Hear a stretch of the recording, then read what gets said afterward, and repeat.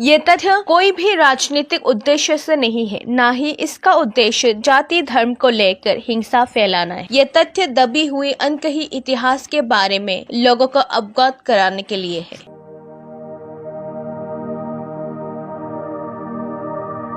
त्रिपुरा का खोया हुआ दिल दहलाने वाला इतिहास, जिसे बताने और पूछने में भी लोगों के बीच दर्द दिखाई देता है।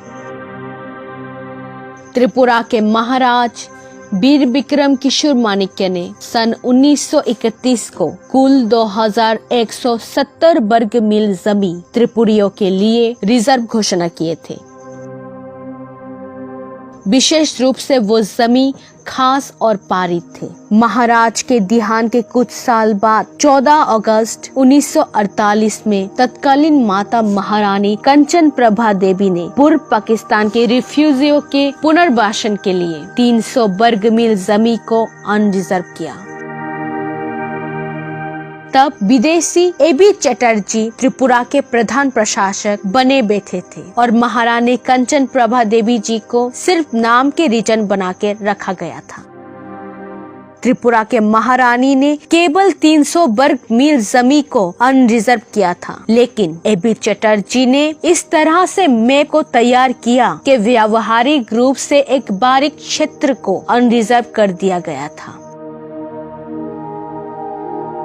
इसके खिलाफ विरोध प्रदर्शन और लोकतांत्रिक शासन की शुरुआत और एबी चटर्जी को हटाने की मांग उठी श्री अघोर देबबर्मा के नेतृत्व में त्रिपुरा राज्य गणमुक्ति परिषद के द्वारा। तब 50,000 लोग विरोध की रैली में शामिल थे।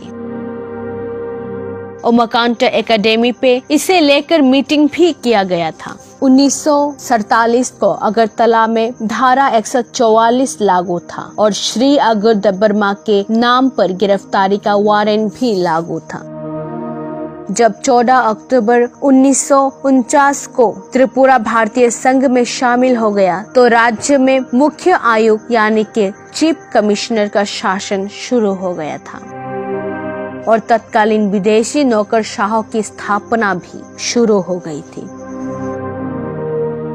दूसरी ओर राज्य के बाहर के बंगाली स्थानीय कांग्रेस नेतृत्व के मिली भगत से त्रिपुरी लोगों को बहुसंख्यक से अल्पसंख्यक बनाने की साजिश में शामिल थे। तत्कालीन डीएम रंजीत घोष की भूमिका विशेष रूप से महत्वपूर्ण था कम्युनिस्ट विनाश के नाम पे त्रिपुरी लोगों के हत्याओं पर। त्रिपुरी लोगों को विभिन्न झूठे मामलों में फंसाया जाता था और राज्य में त्रिपुरियों के शारीरिक उत्पीड़न से छुटकारा पाने की उम्मीद में पुलिस को स्वतंत्र रूप से त्रिपुरियों को लूटने की अनुमति दी जाती थी। ये तथ्य 7 नवंबर 1981 में प्रकाशित किताब त्रिपुरा दंगा से लिया गया है, जिसका लेखक है अघोर देबबर्मा। इस किताब के सभी पन्ने तत्कालीन सीनियर एडवोकेट बीरचंद्र देबबर्मा द्वारा जांच किया गया है। इस किताब को भारत की सबसे ज्यादा प्रकाशित मुंबई के दैनिक अंग्रेजी पत्रिका द हिंदू में भी प्रकाशित किया गया था।